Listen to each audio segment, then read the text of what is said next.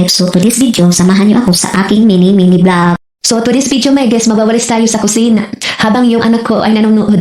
Dahil mamaya hindi na tayo makakagios dahil walang bantay. Yung dalawang ate ay tulog na tulog pa. Mamaya pa yan magigising. Paggising nila ay maliligo na lang sila dahil tapos na ako mag-igib ng tubig para pandigo nila. Kaya ayun.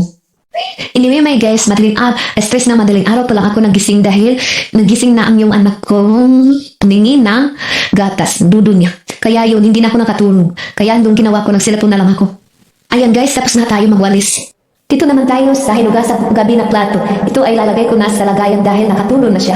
By the way, tapos na tayo sa pagwawalis at saka pagtigpit ng ating pinggan. Kaya dito naman tayo sa pagpapaligo ng aking Asher makulit. Yan lang muna today. Ari in my life, my guys. Bye-bye.